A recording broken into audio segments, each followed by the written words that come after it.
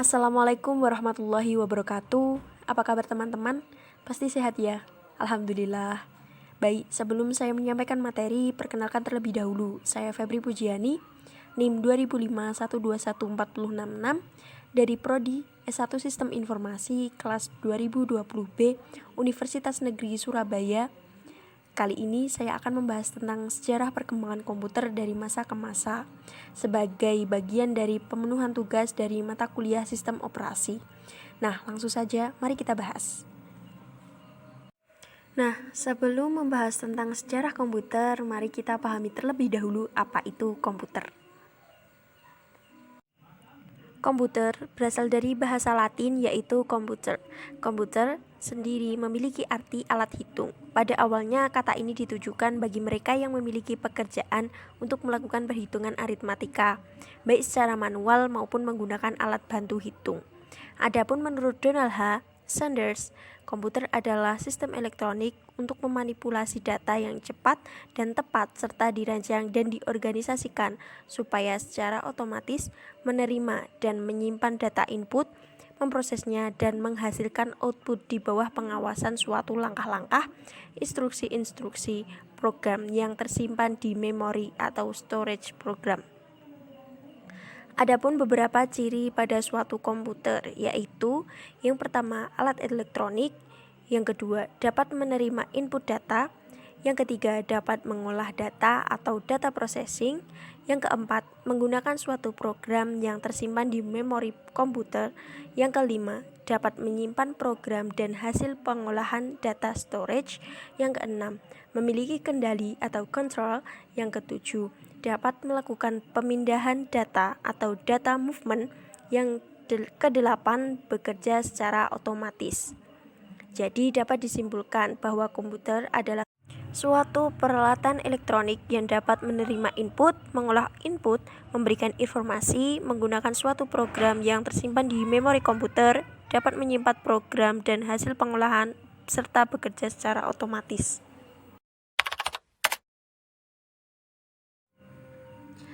Sejak zaman kuno, manusia telah menggunakan bilangan. Bahkan suku-suku paling primitif telah melakukan perhitungan rumit yang diperlukan untuk pertanian, perniagaan, dan navigasi. Alat untuk mempermudah perhitungan macam itu dimulai dari batu perhitungan zaman prasejarah dan meningkat maju dengan abakus. Nah, kali ini kita akan membahas tentang alat hitung yang pertama, yaitu abakus. Abakus adalah salah satu alat yang paling awal yang digunakan untuk perhitungan. Asal abakus tidak dapat ditunjuk dengan tepat. Alat ini sudah dikenal sejak zaman Yunani kuno. Pertama-tama, abakus berupa sebuah permukaan pasir, sabak lilin, atau batu lebar dengan tanda yang menunjukkan letak bilangan dan kerikil yang digunakan sebagai perhitungan. Orang Romawi menyebut kerikil semacam itu kalkulus. Dari hal tersebut berasal dari kata kalkulasi. Pada abakus modern terdiri dari dua kelompok baris yang menggambarkan tangan manusia. 5 cincin bawah mewakili 5 jari manusia dan 2 cincin atas mewakili 2 tangan manusia. Yang kedua adalah Pascalin. Di Perancis pada tahun 1642, Blaise Pascal menemukan mesin penjumlah mekanis yang pertama, digunakan untuk membantu ayahnya dalam perhitungan pajak. Penemuan Pascal yang disebut Pascalin dikenal sebagai mesin menjumlah dan mengurangi pertama. Yang ketiga adalah Jacquard. Pada tahun 1801, Joseph Marie Jacquard dari Prancis mengembangkan mesin tenun yang pola tenunnya disimpan menggunakan kartu dari kayu yang berlubang atau yang kemudian dikenal dengan punch card.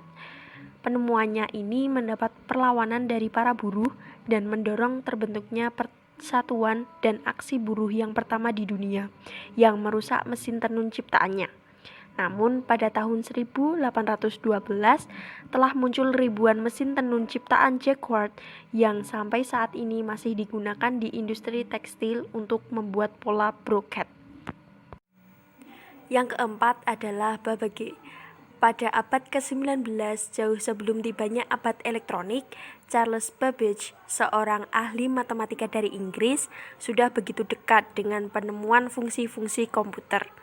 Dengan bantuan dari Lady Augusta Ada Lovelace pada tahun 1834, Babbage mengembangkan mesin analitis untuk menghitung tabel astronomi untuk digunakan pada angkatan laut yang disebut mesin selisih atau different engine, dijalankan dengan tenaga uap.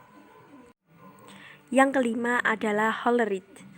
Herman Hollerith adalah orang pertama yang membangun pemrosesan data. Tujuannya adalah untuk menghitung dan menjumlah sensus tahun 1890 di Amerika Serikat. Pada akhir abad ke-18 mendirikan perusahaan Tabulating Machine Company. Setelah Hollerith pensiun pada tahun 1904, Thomas Watson menjadi presidir dan kemudian mengubah nama perusahaan menjadi International Business Machine Corporation atau IBM. Selanjutnya kita akan membahas tentang generasi komputer. Pada saat ini ada yang berpendapat bahwa kita sudah memasuki komputer generasi keempat dan bahkan kelima. Tetapi ada juga yang masih berpendapat bahwa kita belum beranjak dari generasi ketiga. Perbedaan pendapat tersebut berlandaskan pada anggapan bahwa kemampuan dari mikroprosesor jauh di atas IC chip. Sedang yang menolak mengatakan bahwa konsep dasar mikroprosesor masih lama dan itu hanya merupakan peningkatan dari kemampuan dari IC chip belaka. Generasi pertama dimulai pada tahun 1946 sampai 1959. Tabung hampa udara sebagai penguat sinyal merupakan ciri khas komputer generasi pertama. Pada awalnya, tabung hampa udara atau vacuum tube digunakan sebagai komponen penguat sinyal. Bahan bakunya terdiri dari kaca, sehingga banyak memiliki kelemahan seperti mudah pecah dan mudah menyalurkan panas. Panas ini perlu dinetralisir oleh komponen lain, yaitu berfungsi sebagai pendingin. Nah, komputer yang muncul seperti ENIAC pada tahun 1946. Komputer elektronik pertama di dunia yang mempunyai bobot seberat 30 ton, panjang 30 meter, dan tinggi 2,4 meter, dan membutuhkan daya listrik 174 kW. Yang kedua yaitu IBM 701 pada tahun 1953. Komputer komersial berukuran besar, komputer generasi pertama yang paling populer. Dari penjelasan di atas dapat diambil kesimpulan bahwa komputer pada generasi pertama memiliki karakteristik sebagai berikut. Yang pertama, sirkuitnya menggunakan vacuum tube, program dibuat dengan bahan mesin assembler, ukuran fisik komputer sangat besar dan cepat panas, proses kurang cepat, kapasitas penyimpanan kecil, memerlukan daya listrik yang besar, serta orientasi pada aplikasi bisnis. Selanjutnya yaitu generasi kedua yang dimulai pada tahun 1959 sampai 1964. Transistor merupakan ciri khas komputer generasi kedua. Bahan bakunya terdiri atas 3 lapis yaitu basic, collector, dan emitter. Transistor merupakan singkatan dari transfer resistor yang berarti dengan mempengaruhi daya tahan antara 2 dari 3 lapisan. Maka daya resistor yang ada pada lapisan berikutnya dapat pula dipengaruhi. Dengan demikian, fungsi transistor adalah sebagai penguat sinyal. Sebagai komponen padat, transistor mempunyai banyak keunggulan seperti misalnya tidak mudah pecah, tidak menyalurkan panas, dan dengan demikian komputer yang ada menjadi lebih kecil dan lebih murah. Komputer yang paling banyak digunakan pada generasi kedua ini adalah IBM 401 untuk aplikasi bisnis, IBM 1602 dan IBM 7094 untuk aplikasi teknik. Adapun karakteristik yang terdapat pada komputer generasi kedua ini dapat diidentifikasi sebagai berikut. Yang pertama, sirkuitnya merupakan transitor. Yang kedua, program dapat dibuat dengan bahasa tingkat tinggi seperti COBOL, Fortran, dan Algol. Yang ketiga, kapasitas memori utama sudah cukup besar. Yang keempat, proses operasi sudah cepat. Yang kelima, membutuhkan lebih sedikit daya listrik. Dan yang terakhir, berorientasi pada bisnis dan teknik. Selanjutnya yaitu komputer generasi ketiga yang dimulai pada tahun 1964 sampai 1970. Salah satu kemajuan komputer generasi ketiga adalah penggunaan sistem operasi atau operating system yang memungkinkan mesin untuk menjalankan berbagai program yang berbeda secara serentak dengan sebuah program utama yang berfungsi untuk memonitor dan mengkoordinasi memori komputer. Nah, komputer-komputer yang keluar pada generasi ketiga ini yaitu yang pertama IBM S360 pada tahun 1964. Komputer generasi ketiga pertama digunakan untuk aplikasi bisnis dan teknik. Yang kedua adalah Nova pada tahun 1969. Dikembangkan oleh Data General Corporation, komputer mini 16 bit pertama.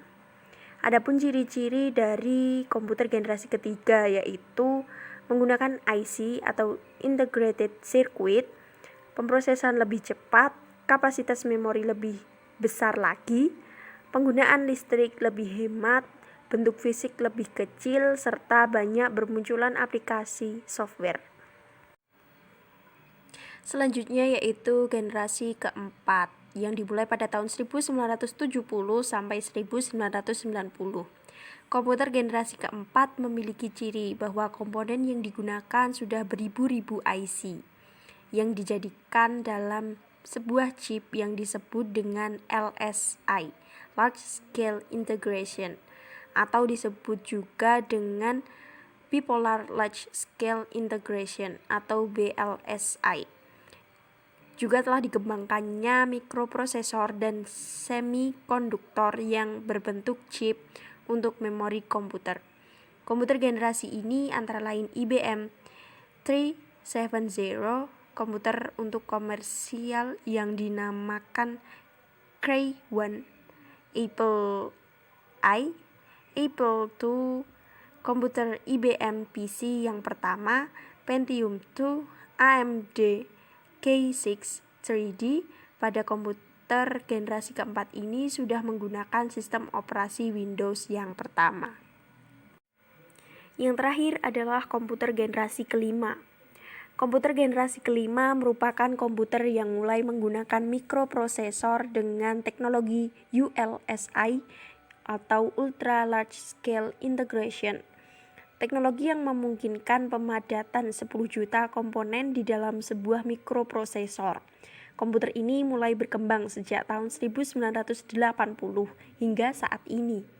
Ciri lain komputer generasi kelima adalah penggunaan artificial intelligence atau kecerdasan buatan. Artificial intelligence atau AI atau kecerdasan buatan adalah bidang ilmu komputer yang menekankan penciptaan mesin cerdas yang bekerja dan bereaksi seperti manusia. Kecerdasan buatan AI memungkinkan mesin untuk belajar dari pengalaman, menyesuaikan input-input baru, dan melaksanakan tugas seperti manusia. AI menjadi bagian yang cukup penting dalam industri teknologi. Apa saja contoh dari kecerdasan buatan ini? Beberapa contoh kecerdasan buatan AI yang pasti pernah Anda dengar adalah yang pertama, mulai dari komputer yang bisa bermain catur, Siri dari Apple Inc. yang dapat merespon dan mengenali suara Anda hanya dengan melakukan perintah suara, hingga mobil yang bisa berkendara sendiri dan lain-lain. Untuk kecerdasan buatan AI pada generasi kelima ini sebenarnya masih dalam tahap permulaan. AI tingkat rendah belum digunakan secara maksimal karena masih dalam tahap pengembangan. Karena AI sangat mengandalkan pembelajaran mendalam dan pemrosesan bahasa alamiah. Dengan menggunakan teknologi ini, komputer dapat dilatih untuk menyelesaikan tugas-tugas tertentu dengan memproses sejumlah besar data dan mengenali pola dalam data. Tidak cukup sampai di situ, komputer generasi kelima ini diharapkan dapat mempelajari lingkungan di sekitarnya serta dapat menyesuaikan dirinya sendiri seperti manusia. Komputer pada generasi kelima sudah mulai menggunakan standar PC. Perusahaan yang dianggap ahlinya dalam pengembangan komputer ini adalah Intel dan Microsoft. Bahkan Microsoft resmi menjadi standar internasional untuk software dan hardware komputer. Generasi kelima ini juga sering disebut generasi Pentium karena penggunaannya sebagai salah satu mikroprosesor yang dianggap paling canggih. Komputer pada generasi ini juga mempunyai jutaan warna dengan resolusi yang sangat tajam. Selain itu, pada masa ini mulai berkembang komputer bergerak seperti laptop. Selanjutnya, saat ini masih dilakukan tahap untuk merealisasikan komputer generasi masa depan yang dilengkapi dengan artificial intelligence atau kecerdasan buatan. Tujuannya adalah untuk bisa mewujudkan suatu perangkat komputer yang mampu melakukan komunikasi dengan manusia. Manusia mampu menggunakan input visual dan belajar dari pengalaman pribadi. Nah, itu tadi merupakan sejarah perkembangan komputer dari masa ke masa. Itu saja yang dapat saya sampaikan, kurang lebihnya mohon maaf. Wassalamualaikum warahmatullahi wabarakatuh. Terima kasih.